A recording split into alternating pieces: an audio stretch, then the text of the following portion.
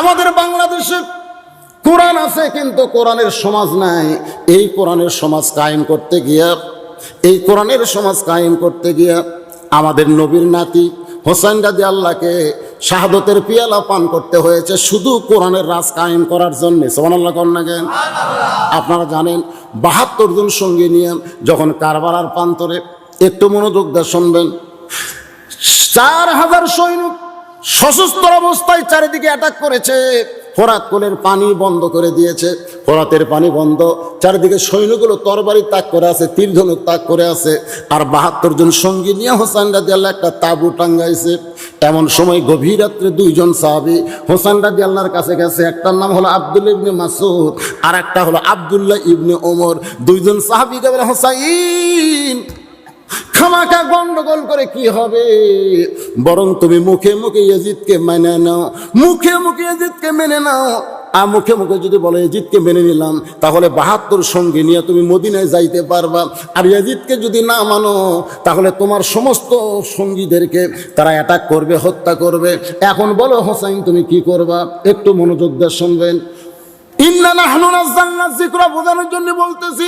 সঙ্গে সঙ্গে হোসেন বললেন, রে আব্দুল্লাহ ইবনে মাসউদ, আব্দুল্লাহ ইবনে ওমর, শোনো, আমি যদি ইয়াজিদকে মুখে মুখে মেনে নিয়ে যদি আমি জীবন নিয়ে মদিনায় যাই, আমার জীবন হয়তো দুনিয়াতে কিছুদিন জীবিত থাকবে, কিন্তু আমার ঈমানের উপরে বড় আঘাত পড়ে যাবে। দরকার হলে আমি হোসেন জীবন দিব, কিন্তু ইয়াজিদকে আমি কোনো সময় মেনে নিতে পারবো। কারণ একজন মুসলমানের কাছে জীবনের চাইতে ঈমানের দাম কম না বেশি? আরো জোরে বলেন। শেষ পর্যন্ত যাকে আল্লাহ রাসূল বলেছেন সাইদুস শাবাবি আহলেল জান্নাহ, হাসান ও হোসেন রাদিয়াল্লাহু তাআলা আনহুমা, জান্নাতের যুবকদের সর্দার হবে 2 জন, একটা হলো হাসান, একটা হলো হোসেন। সেই হোসেন যদি বাতিলের সঙ্গে আপোষ না করে নিজের জীবন দেয়, এখন আমরা যদি সেই হোসেনের অধীনে জান্নাতে থাকতে চাই, তাহলে আমাদের জীবনটা আল্লাহর কোরআনের জন্য দেওয়ার দরকার আছে না নাই? কি পরিণত হলো? বাজানগো দেহ থাকলো কারবালায়, মাথাটা নিয়ে গেল দামেস্কে। ইয়াজিদ তখন ক্ষমতার চেয়ারে বসেছিলেন, খুব মনোযোগ দিয়ে শুনবেন। ক্ষমতার চেয়ারে বসেছিল। জিয়াদ যখন ওই মাথাটা এনে, হোসেন রাদিয়াল্লাহর মাথাটা এনে যখন ইয়াজিদের সামনে দিল, এদের হাতে কিন্তু একটা লাঠি ছিল। ওই লাঠিটা হোসেন রাদিয়াল্লাহর মুখের মধ্যে ঢুকায় বলতে, হোসাইন, তুমি করে জেদ করে তুমি শেষ হয়ে গেলে। তুমি যদি আমাকে মেনে নিতা, তাহলে তোমার এইরকম পরিণতি আজকে হতো না। কিন্তু না মানার কারণে দেখো, তোমার দেহ থাকলো কারবালায়, আর তোমার মাথা নিয়ে এসে আমার কাছে মুখের মধ্যে লাঠি দিয়ে এই অহংকারমূলক কথা যখন ইয়াজিদ বলতেছে, বাজান ইয়াজিদের সামনে শত শত মুসলমান বসে আছে। সমস্ত মুসলমান মাথা নিচু করে বসে আছে, কেউ মাথা তুলে কথা বলে না। আপনারা বলেন তো, ইমাম যদি 4 রাকাত আসরে 3 রাকাতে বসে, তাহলে মুসল্লির লোকমা দেওয়ার দরকার আছে না নাই? কিন্তু সমস্ত মুসলমান ইয়াজিদের সামনে মাথা নিচু করে বসে আছে, কেউ মাথা তুলে কোনো কথা বলে না। এমন সময় 80 বছরের একটা বৃদ্ধ মানুষ লাঠিতে ভর দেয়া দাঁড়িয়ে বলতেছে, ইয়াজিদ, তুমি যার মুখের মধ্যে লাঠি ঢুকায় অহংকারমূলক কথা বলতেছো যে হোসাইন তুমি জেদ করে শেষ হয়ে গেলে, কিন্তু আজকে শুনে নাও, যার মুখে তুমি লাঠি ঢুকাইছো সেই হোসাইনকে তুমি চিনো না, সেই হোসাইনকে তুমি চিনো না। ওই সাহাবীর নাম হলো আনাস ইবনে মালিক। তিনি বলতেছেন, আমি নবীর সামনে বসে আছি, আল্লাহর নবী হাজার হাজার সাহাবী নিয়ে ওয়াজ করতেছে। বাজান গো, নবী যখন ওয়াজ করতেছে, এমন সময় যার মুখে লাঠি ঢুকাইলাম, এই হোসেনের বয়স ছিল মাত্র 5 বছর। জোরে কোন কয় বছর? কোন কিতাবে লিখছে 4 বছর। 4 বছরের হোসেন দৌড়ে দৌড়ে আসতেছে। আবু বকর রাদিয়াল্লাহু সামনে বসা। আনাস বলতেছে, আমি নিজের চোখে দেখলাম আবু বকর রাদিয়াল্লাহু চোখের এরকম টিপি মারলেন হুযায়ফার দিকে। হুযায়ফা দৌড়ে গিয়ে হোসেনকে বুকের মধ্যে নিয়ে বলে, বাবা, তুমি এখন তোমার নানার কাছে যাইও না, কারণ তোমার নানা এমন কিছু দামি কথা বলতেছে। সাহাবীরা কলিজার খাতায় কথাগুলো নোট করতেছে। ও বাবা হোসেন, তুমি এখন তোমার নানার কাছে যাইও।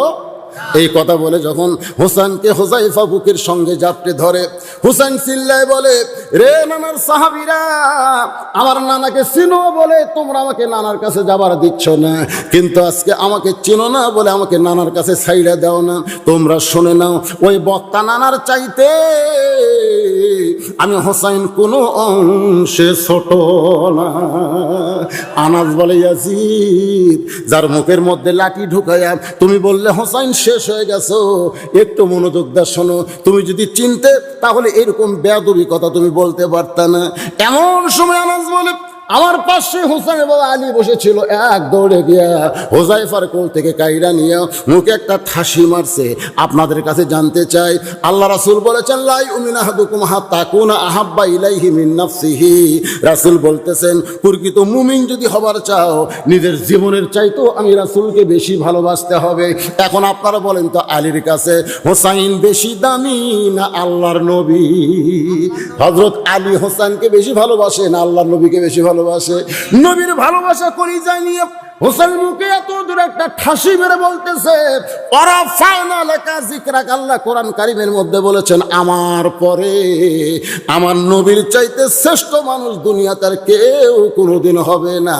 এই কথার দ্বারা আপনারা কি বুঝলেন? আল্লাহর পরে নবীর উপরে আর কেহ দুনিয়াতে নাই। কথাটা বললেন, আর কেহ দুনিয়াতে। আল্লাহ কি বলেছেন? ওরা ফায়না লাকা জিকরাক, আপনাকে আমি সবার উপরে জায়গা দিয়েছি। জোরে কারণ সুবহানাল্লাহ। এখানে জিকিরের কথা আছে না নাই? প্রথম যে আয়াত পড়লাম, ফাযকুরুনি আযকুরুকুম, এখানে বলতেছেন ওরা ফায়না লাকা জিকরাক। একটু জিকিরটাকে মনে মনে খেয়াল করবেন বাজান গো। হোসেন রাদিয়াল্লাহর মুখে এত জোরে ঠাসি মারছে, নিচের দাঁত দিয়ে উপরে লক কাইটা রক্ত বের হয়ে গেছে। আলী বলতেছে, হোসাইন হিসাব করে কথা বলবি, তোর নানার সঙ্গে তোর তুলনা কেন করতেছিস? বাজান গো, এই কথা বলে যখন হাতটা মুখ থেকে টান দেয়, হোসেন বলতেছে, রে নবীর সাহাবীরা, কিছুক্ষণ আগে হোজাইফা নামে একজন সাহাবীর কোল থেকে বলেছি, ওই নানার চাইতে কোনো অংশ আমি ছোট না।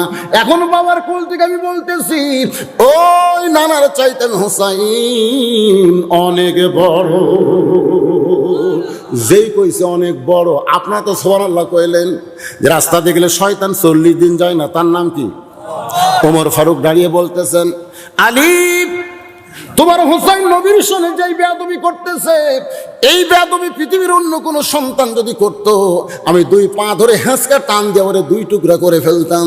আলী রে, আমার নবীর সঙ্গে যেই বেয়াদবি করতেছে, তোমার হোসেনকে তুমি সামাল দাও।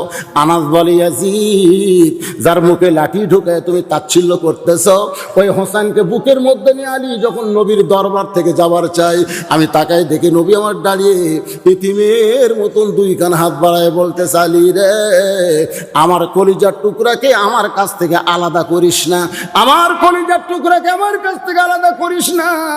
এই কথা সেই মাত্র নবী বলেছে, সঙ্গে সঙ্গে হযরত আলী হোসেনকে যখন ছাইড়া দেয়, ওই হোসেন দৌড়ে এসে নবীর বুকে চড়ে নবীর গালে চুমা দিয়ে বলে, ও নানা, আপনাকে ছাড়া আমি বাঁচবো না নানা। একদিন যদি সকালে না দেখি, বিকালে না দেখলে আমি শান্তি পাই না, বিকালে না দেখলে সন্ধ্যায় না দেখলে শান্তি পাই না।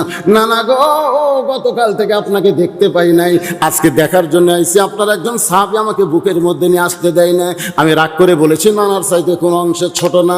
ও নানা, আপনার সাহাবী আমার বাবা আমার মুখে এত জোরে ঠাসি মারছে নানা, আমি রাগ করে বলেছি, নানার চাইতে অনেক বড়, আমার কথায় আপনি মনে কষ্ট নিয়েন না। নবী আমার মুচকি হাসি দিলেন। সুবহানাল্লাহ বলেন। আনাস বলতেছে, আমি নবীর মুখের দিকে তাকায় দিকে নবী আমার মুচকি হাসিতে বললেন, ভাই, তুমি যেই কথা বলেছ, এই কথা যদি আমাকে একলা বলতে আমি কিছুই মনে করতাম না, কিন্তু এতগুলো সাহাবীর সামনে কেমনে বললে ওই নানার চাইতে অনেক বড়? এই কথা তো সাহাবীরা মানতে পারে না। হোসেন বলে, নানা, আপনি কি মনে করেছেন আপনার নাতে হোসেন ছোট হতে পারে, কিন্তু হিসাব ছাড়া কথা কোনোদিন বলে না। হিসাব ছাড়া কথা কোনোদিন।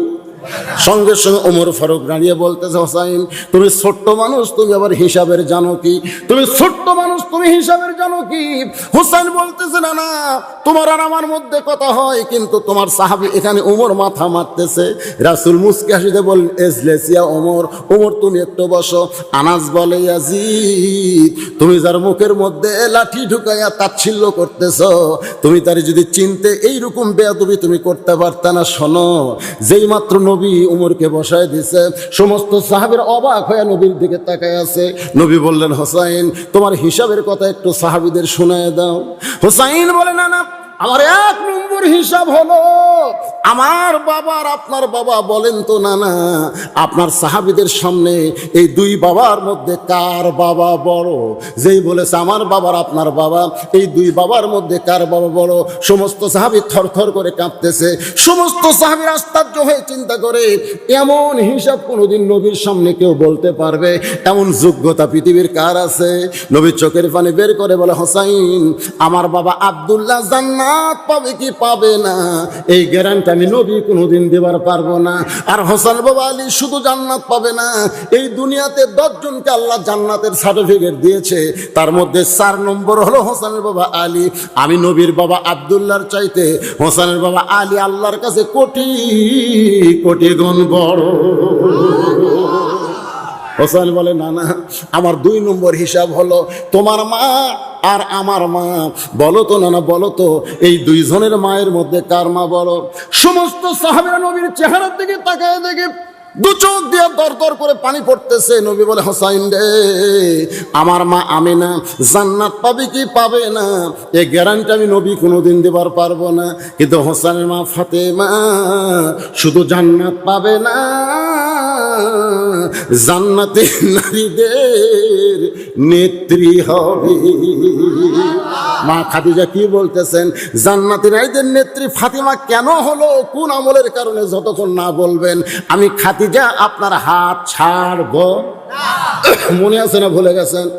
হ্যাঁ, কোন আমলের কারণে? আমার মায়েরা খালি চিন্তা করতেছে। ও মায়েরা যারা বসে আছেন শোনেন, আল্লাহ নবী বললেন, খাদিজা কোন আমলের কারণে আল্লাহ আপনাকে বাদ দিয়া আপনার মেয়ে ফাতেমাকে খাতুনে জান্নাত ডিগ্রি দিয়েছে? যদি জানবার চান তাহলে আপনি আমার একটা প্রশ্নের উত্তর দেন।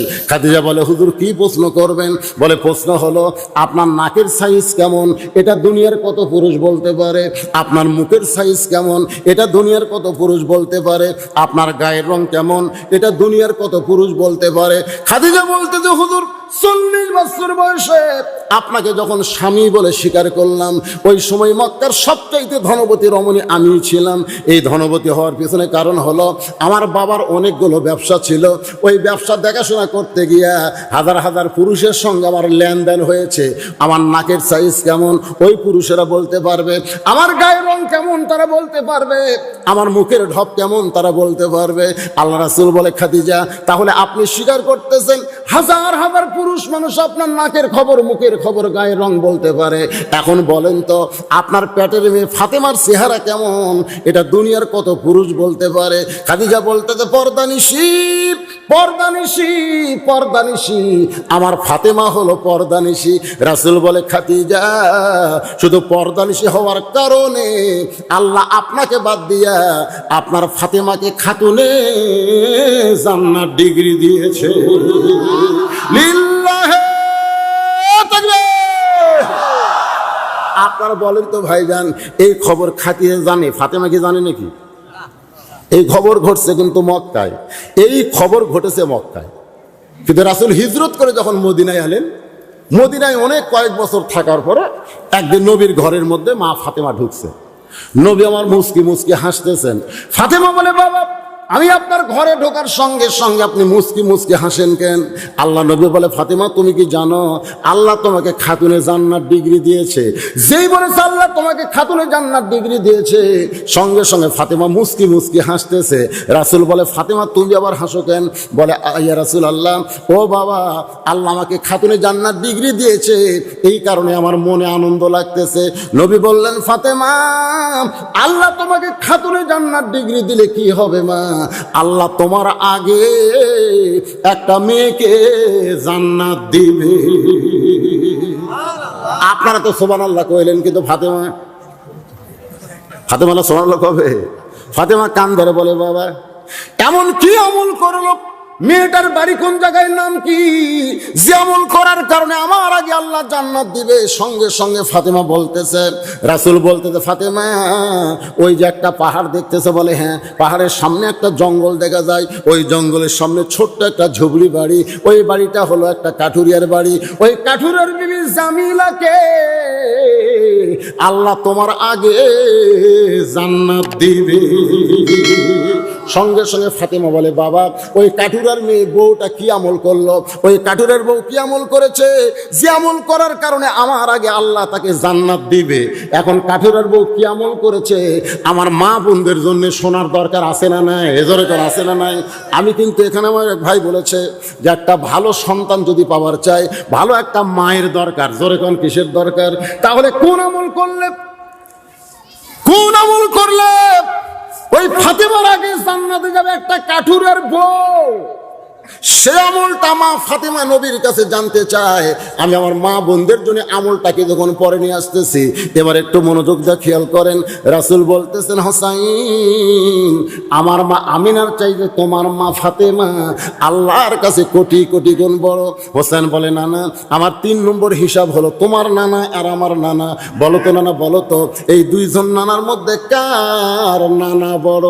আনাস বলতেছি, ইয়াজিদ রে আমি তখন তাকায় দেখি, উমর ফারুক কাঁদতে কাঁদতে এক দৌড়ে এসে হুসাইনকে বুকের মধ্যে নিয়ে বলে, হোসাইন তোমার নানার নানা ওয়াহাব জুহুরিকে দুনিয়ার কেউ চিনে না, আর তোমার নানাকে শুধু দুনিয়ার মানুষ না, স্বয়ং আল্লাহ কোরআনে করেছেন ঘোষণা, ওয়া ইন্নাকা লাআলা খুলুকিন আযীম।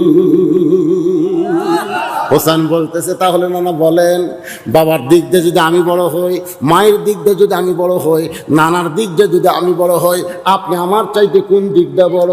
আনাস বলে, ইয়াজিদ রে আমি তখন তাকায় দেখি আল্লাহ নবী হোসেনকে আসমানের দিকে তুলে ধরে বলে, সাহাবীরা তোমরা তাকায় দেখো তো আমার চাইতে হোসেন কত বড়। আনাস বলে, ইয়াজিদ যার মুখের মধ্যে লাঠি ঢুকায় তুমি তাচ্ছিল্য করে কথা বলতেছো, অথচ ওই হোসেনকে নবী মাথার উপরে তুলেছে, তুমি আসলে হোসেনকে চিনো না। আজকে তুমি দুনিয়াতে ক্ষমতার চেয়ারে পাইয়া মনে করতেছো আমি বিরাট কিছু হয়েছি। আমি নবীর সাহাবী বলতেছি, হোসেন কোনোদিন মরে নাই, কোনোদিন মরবে না।